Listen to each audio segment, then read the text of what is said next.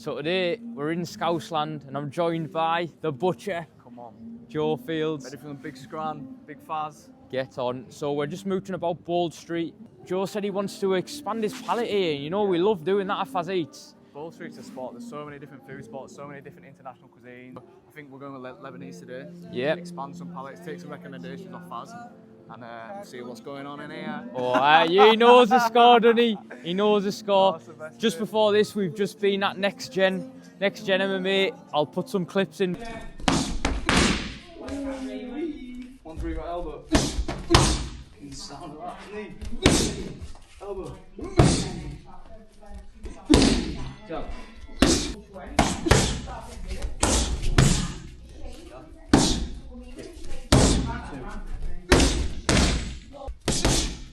One, two, slip two. Kick. Knee. The elbow. Left elbow on the end.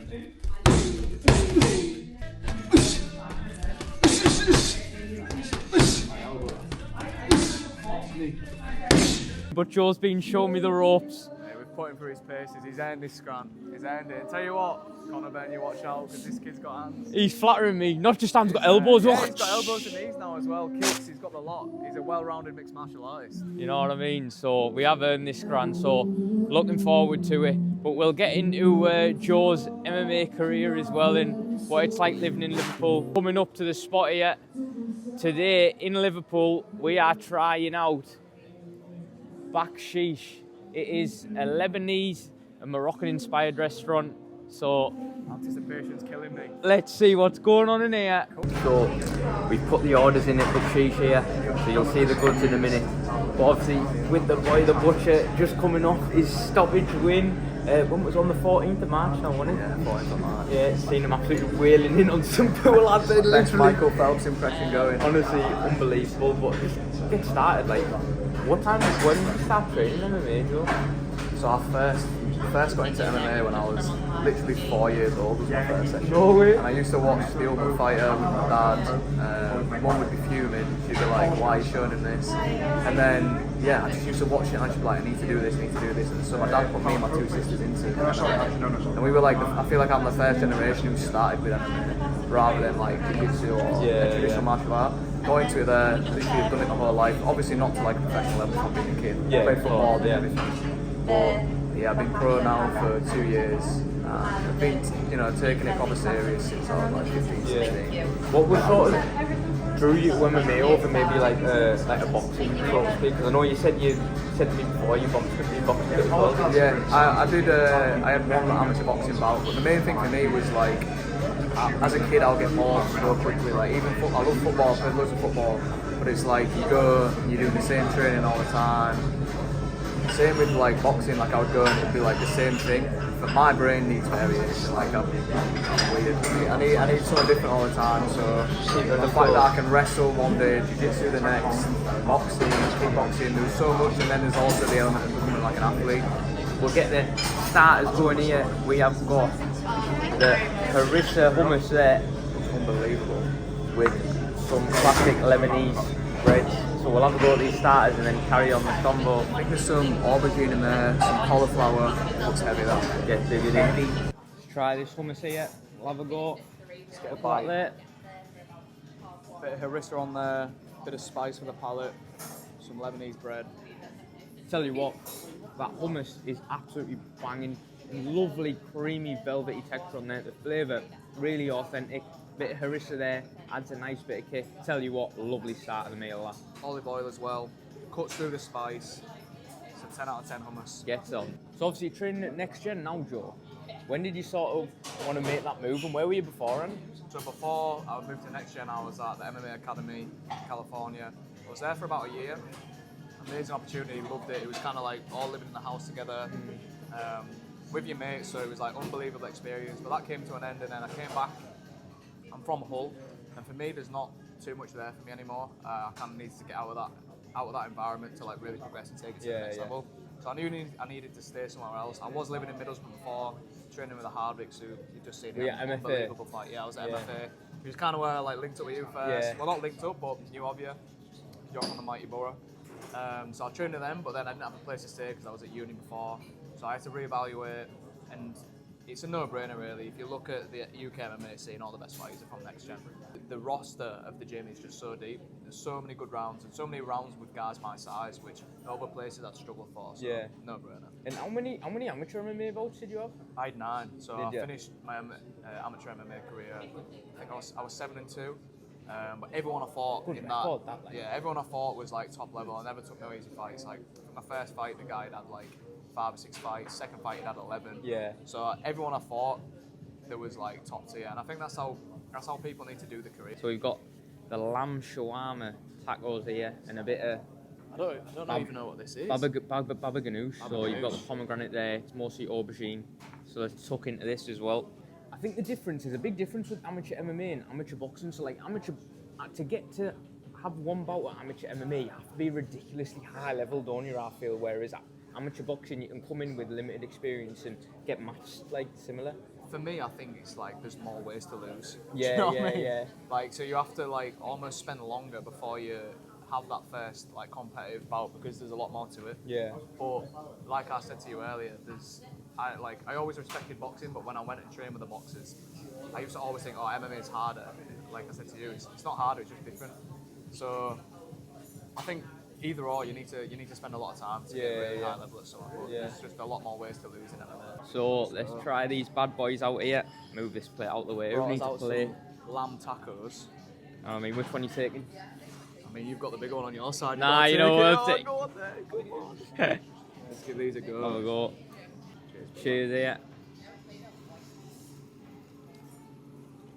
I tell you what, Take it away fast. these tacos are absolutely power. Honestly, the actual shawarma, as you can see, a bit of pink there, as lamb should be cooked. The fat really comes through, so succulent, so juicy.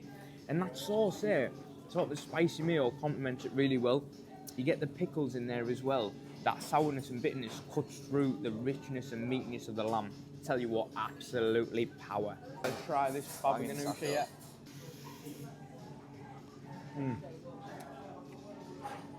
As baba ganoushs go, I love my aubergine. That is top notch. Light, minty, refreshing. Different to that hummus, which is quite rich, creamy, velvety. Tell you what, these starters, definitely the shawarma and the baba ganoush for me, absolute winners. It's my first baba ganoush. I can't compare it to anything, but I'll tell you what, it's fine. It's a good start. It's a great one. Yeah. What was that transition like from the amateurs to the pros? The main thing is the round time. You can be a lot more patient in pro MMA compared to amateur. Amateur, you're like first person to get a takedown or first person to establish anything basically wins the round. So you can be a lot more patient. And obviously the 4 ounce gloves is a big difference. Yeah. 7 ounce puffy MMA gloves, you can take a shot. 4 ounce gloves, you get clipped in the wrong spot, you're going down. Especially with the body shots. So everything's a bit more damaging. The rounds are longer. You've got to be fitter, but the main thing is you've got to be smarter. Yeah. When you've got all them disciplines going in, especially say if you take someone down and you've got 2 minutes control time, 2/3 of the round's gone. Exactly. If you get up, you've maybe probably lost the round there, haven't you? Really. With a 5-minute round, you can have 2 minutes of control. The other person can get up, land a big knee, nearly finish the fight, and they've won the round. You can have which is how like it should probably be. 2-3 mini fights within that one round, can't you? That's what our coach was saying this morning. He was like, MMA, you'll see it as a 5-minute round. I see it as like 40 or 50, 10 to 15 second fights, because it's like when you come together in grappling exchanges or striking exchanges, there's loads of action, and then it's a lot of movement and spaces, a lot of like fighting at space. So it's kind of like you have multiple like mini fights over like a 5-minute period, which is an interesting way to think of it. The side we don't see as fans is, and I guess you're early on in your career, but you'll have been exposed to it, is sort of the business side of the pros, and how is that? Yeah, well, I've got the best management in the game, Intensity Fight Management. Obviously, they manage Paddy, Luke Riley, loads of other fighters. So, yeah, you've got to have a good management, which is super important if you're getting the opportunities. But I think fighters can rush into management deals. You need to make sure it's right. And then other than that, the main thing is your social media. You've got to be taking care of that yourself. If you're not posting and you're not like making content, it's just going to take a lot longer to get opportunities. And the way the sport's moving and the way like media's moving, everything's going online. You've got to have a presence there. Yeah. So that'd be my advice if you're a young fighter. Yeah, I think it is building that brand in it. Like me as a fan, Exactly. The one thing that attracts You you wouldn't to know who I was no, if it wasn't the for one that. thing that attracts you to fighters is sort of the day-to-day, their personality, and then you've got that connection there. It makes you want to tune in, doesn't Yeah, it? you're So, invested more. yeah, 100%. When I was on the pads, because Joe, I don't think Joe's ever seen anything like it, to be honest. The amount of raw talent I have. But I no, need to get this protein in because my shoulders are absolutely cooked. yeah, truthfully, I was taking him down in that, and he was thinking, he thought I was like Khabib. Scary double leg. But no, but what I was sort of interested in is there's always these dark rumours about people sort of saying everyone's on it. You got that clip of Nate Diaz going, everyone's on it in the UFC. And I just wanted to know from your experience, have you ever trained with someone or sparred with someone or even fought someone who you thought straight away, I think you're on some secret sauce here? Not going to name names. There may be a few culprits, but for me, I think the main thing is like one is the damage they can take. Not necessarily that's not something I've experienced firsthand. Yeah. When someone can take an insane amount of damage, that can sometimes be a telltale sign. But I think the main thing is when someone just looks freaky, Yeah. and like if their strength doesn't fade, if they're strong, as strong in the third as they are in the first. Normally that's a bit of a, I don't know, and it's also the way they cut weight and change from weigh-ins. Like if they weigh in and they like completely blow up and look totally different. Yeah. You can only really do that if you're on gear. But for me, I think the mindset of like everyone's on gear is dangerous. I don't think you should have that mindset. Because it's sort of an excuse. It gives you an internal excuse. So for me, I never like to think it, but for sure, I've probably had some experiences. Yeah. There's been like one or two fighters where I think that I've fought that I think you were on juice that felt different to the rest. And the main thing is the explosiveness and how the strength just maintains throughout all the rounds. So we've got the goods here. Mixed grill, lamb cheese, chicken cheese, lamb shawarma, lamb chop, bit of rice, you what? So you know me and the lamb kofta, so we'll start off with this chicken cheese here. Have a go. Put that there. Chicken cooked nicely. It's not the most moist chicken I've had, but the flavour on it, really nice. You can taste the grill on there, the marinade, decent start, decent. Now let's try a bit of this chicken shawarma here. Try that lamb chop. Will do. Now this chicken shawarma here. Now that chicken shawarma is the real deal. Really juicy, you get a lovely flavour on that. There's not much gristle on it as well, not too much fat, which is really nice because sometimes get too fat, too gristly, like a bit of leanness here. Let's try this lamb. We know we've had the lamb shawarma with taco, we know that's power. Now let's try this lamb chop here. See what Mr. Miyagi rates these chops. Have a go. Tell you what, the charring on there, beautiful.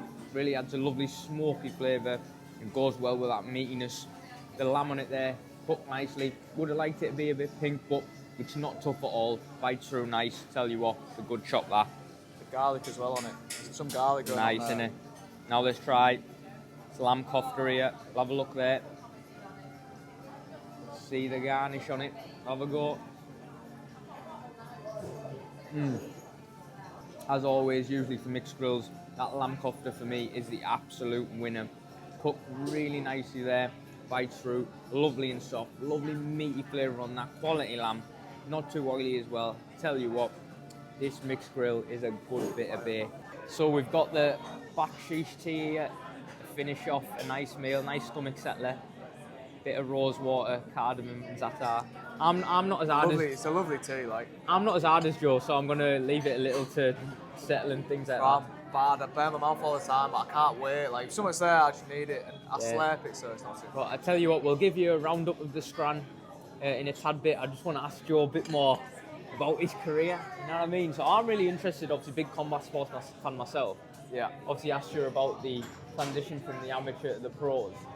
What sort of do you think? How hard do you think it is to perform under the lights as well? Like, how many fighters do you see in the gym who maybe not leave their best rounds in the gym, but find it hard to translate that performance from the gym to the night? That's like one of the most important parts of MMA. It's a skill in itself to be able to like deal with all the mental battles, the pressure, the build-up. Like that's like 50% of the sport. Yeah. Like when it comes to that night, can you perform? So you do see a lot of people who like don't perform the same. which is sad. But I think that's why you have to spend your time doing the meditations, doing like working on the internal. Because if you can't manage your internal environment, you can't like perform in the external. Like everything comes from within. So yeah, you need to definitely. People that practice, they'll work hard, they'll train hard, but like you need to do the boring stuff. The meditation, the stuff that really like allows you to perform when the pressure's on. And now let's get on to the fun stuff before the fun stuff. So he's butcher by name, butcher by nature as well. Got the butchers in Hull, but Fields of Undefeated. Yeah. So that's been around since I've been around. My dad opened that when he was my age, like 20, 21. All right, yeah. And then, it's been like a staple in Hull ever since. In 2009, won the best butcher shop in Britain. Yeah, so we've got like a butcher's bakery, like a cafe kind of deli style thing. But yeah, that's my dad's like, that's his project. Little baby. Yeah, that's his baby. And then I worked in there from being young. Finally escaped it. I can just punch people now. But what's the best baked good, and then what's the best meat you or have the to best dish? separate Yeah. Two different things. So like the public, we're very well known for our vanilla slices. All right, yeah. I've seen them. They're massive, aren't they? Brick, like giant vanilla slices. But for me, I love either the cookie pies, but the OG is the Monster Twix. It's basically a Twix, but it's about 13 inches long. I've seen a video of that you taking it to the gym and it looked heavy. That Monster Twix, and then from the actual butchers, I've always got to go with just the classic dry aged ribeye steak. Yeah. Dry aged ribeye steak, but the steak pies are banging as well. Joe's a foodie like me, and he knows ribeye is the best cut. You get that fat marbling 100%. through. None of this. You know what? What do you think about all this wagyu? What the wagyu hype is? You think it's a bit overhyped? I'm hating on wagyu. I don't hate it, but like for me, Big take. I just think that the beef is clearly like not had a quality life. It's been overfed, probably grain, and it tastes nice. It's palatable, but if I can have that taste, and I'll also have like the nutrition, and I just think that's better. I don't hate on it, but for me, I'd choose a dry aged steak all day. I seen after your last fight, you went all almond Sarukian style, had the big beef platter there. Got the hair and everything. Can't go wrong. And then a little trip to Stockholm as well, Yeah. the Swedish meatballs. But if you were to sort of pitch your best horse fight meal, what would it be? Or do you sort of have cravings that you go off, or do you know beforehand what you're gonna get? No, there's so many. You have to hit like fighters will be able to like relate to me. You have to hit every single craving you had in camp. Yeah. Like there's so many different things. Like I've not had a curry yet. I need like an Indian night. But there's so many different ones that you just need to tick off. But like a staple, I love a Parma, you know. Do you really? No way. I wouldn't have thought that. Well, I do love a Parma, but like a roast dinner. Yeah, you can't go A wrong. roast dinner back at mine. Dad, it's all good food as well. And my dad makes a mean roast dinner, but for like a dirty takeaway, Parmas are up there just because it's everything you want. Yeah. Meat and cheese and all like a good pizza, but yeah. You know what? either that or a Roast dinner's a good shout because you're cabbaged after, but you're cabbaged in a right way, aren't you? Yeah. Full of good food and that. You're But healing the body. Sometimes after a palm war or something, you just feel terrible, don't you? Yeah, I ain't had one yet. I ain't had one yet since the fight, no. Yeah, not It's been too a fair. while. I'd stay clear, bro. I'd stay clear. I think stick to the mixed grills and that. Stick to the meaty stuff, the good stuff. Big sweet tooth as well. What's the away from the bakery? Yeah. What would you go for? What would be sticky toffee pudding? Cheesecake or sticky toffee pudding? I went to a brewski and I had the Rolo sticky toffee pudding. That was incredible. Loads of caramel sauce. And then they had a Jaffa cake cheesecake as well. Jaffa cake cheesecake. Unreal. Jaffa, but like biscuits as well. I can bear the biscuits, but cheesecake and sticky toffee in terms of like actual desserts are probably up there. But I tried that Matilda cake. You know that? Oh the yeah. cake. Oh, from was it Get Baked? Yes, was it? that was nice, man. that was Heavy, unbelievable. like. Because I'm not normally a cake guy. You have to but like that your was chocolate, unreal. don't you? Yeah, I like my chocolate. Yeah. I'm not the biggest chocolate guy, but yeah, that was. It's it done wasn't nice, cakey. yeah. It was dense. Yeah, they are heavy. Too many, as you can see, too many to pick one. I know. Just all of them. I know. Just get me fat. Two big foodies here. You talk about this for ages. By the way, this tea, really nice stomach set there. Cardamom comes in the rose water. lovely. Nice, to be fair, yeah. What's the plan now then, Joe? Obviously, fresh off that win on the 14th. What's the plan? How active you want to be this year? I think the next day it's probably going to be June 20th. The flyweight title fight was meant to happen the week after my fight. The week after my fight, but the champion pulled out, so that's kind of held things up a little bit. So we'll see what happens with rescheduling that. But for me, I'm focused on what's in my control. I'm straight back into training. I always am. Whoever they offer me, I'll say yes. Win impressively, and what will be. But yeah, I think I'm in a position where title contender series is very close. So I don't like to try and control what I can too much. All I can control is being in the gym and getting better. But I think June 20th could be the next day. Yeah. What's the end goal for you in the MMA world? Best of all time, baby. I always say, if you're gonna do it, why not? Why, like, if someone else can do it, why can't I? So people might think that sounds unrealistic. Getting to the UFC is not the goal. That's the start for me. Have an amazing career in there, be a champion, and be regarded as one of the best, and like a good person too. You know what I mean? Carry myself well and help others. That's the main goals. Therefore, and spending the day with him today, he's not the worst bloke I've met. You know what I mean? So not too bad. So it's not too bad either. Yeah, we've chopped that up now. He's not a traitor. You know. So now we get a round up to the food. So I'll tell you what. Yeah, it was good. Mixed grill, again. That Lamadana really was, that lamb kofta was a winner for me, as usually is with mixed grilled. I find when it's done right, really nice. Juicy on it. Yeah, very cooked juicy. think nice on the inside. Lovely herbs and spices going through there, really nice. The lamb chop again, the flavour on that, really good. Just little overcooked. Yeah, just a tad bit overdone, I think. But still the flavour on it was really good. It wasn't a tough lamb chop though, so it was still good. Still really tender. Enjoyed it. The shawarma, tell you what, I was really surprised by the shawarma.